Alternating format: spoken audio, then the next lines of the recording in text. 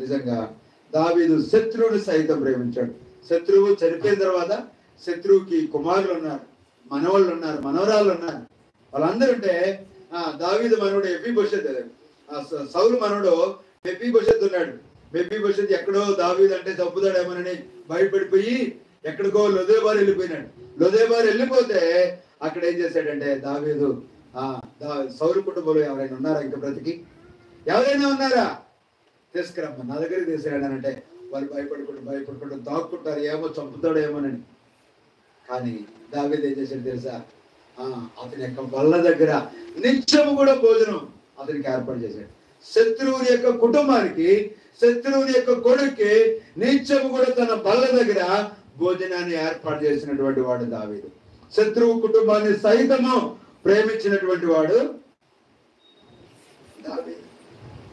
నిజంగా చూడండి దావీదు యొక్క జీవితంలో ఎంతో శత్రువుని సైతం ప్రేమించగలిగింది. నిజంగా మన యొక్క క్రైస్తవ విశ్వాస జీవితంలో మన యొక్క ఆత్మీయ స్థితి దావీదు యొక్క ఆత్మీయ స్థితితో ఒకసారి పోల్చుకుందాం.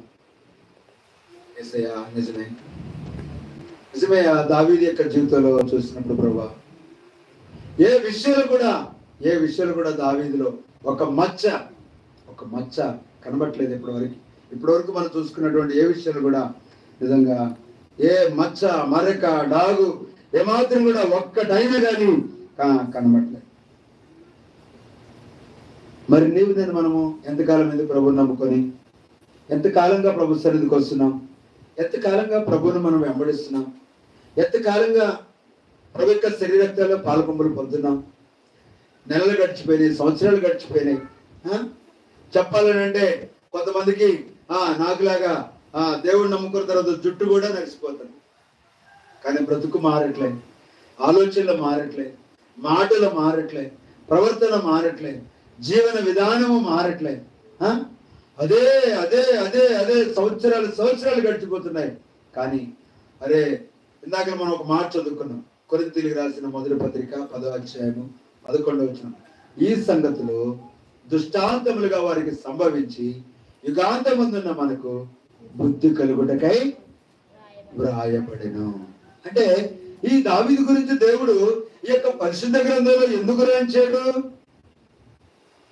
చివరి కాలాల్లో ఉన్న మనకి యుగాంతము అంటే ఈ యుగానికి అంతములో ఉన్న మనము, ఈ యుగాంతములో ఉన్నటువంటి మనకి ఏం కలగాలంట?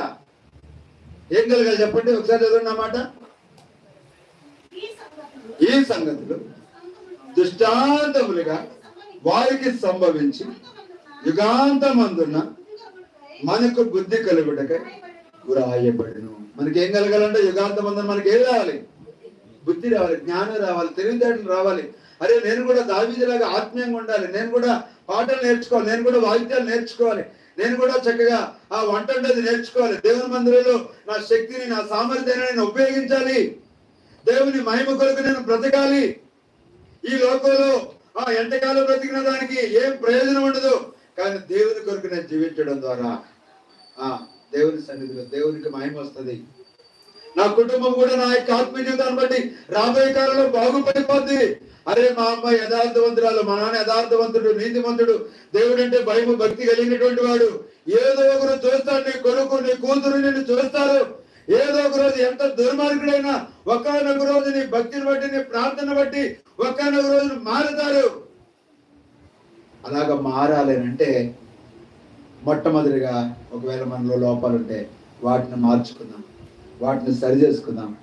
ప్రభా దావీదులాగా ఇంకా చాలా విషయాలు ఉండే ప్రభు చిత్తమంతా వచ్చేవారు నేను మీకు జ్ఞాపకం చేస్తాను. దావీదు వలె నా జీవితంలో ప్రభా మార్పు తీసుకురండి. నేను కూడా దావీదు వలె నీవు నాకు ఇచ్చిన నైపుణ్యాన్ని, తలాంతుని నీ మహిమ నిమిత్తము వాడటానికి ప్రభా సహాయించండి. నీ హృదయానుసారుడిగా ఉండటానికి సహాయించండి. రండి ఒక్క నిమిషం మోకరించండి, తీర్మానం చేసుకుందాం. దేవుడు ఆయన ఇచ్చినటువంటి ఆయన వాక్యపు వెలుగులో ఒకసారి మనము పరిశీలన చేసుకుందాం. ఒకసారి మనం పరీక్షించుకుందాం. నిజంగా దావీదు యొక్క జీవితం ఎలా ఉంది? నిజంగా నీనా మన జీవితం మరి అలా ఉందా? నెరవేరుస్తున్నావా? నీ ఇష్టాన్ని నెరవేర్చుకుంటున్నావా? నా మీద నీకు నమ్మకం ఉందా? లేకపోతే లోక సంబంధమైనటువంటి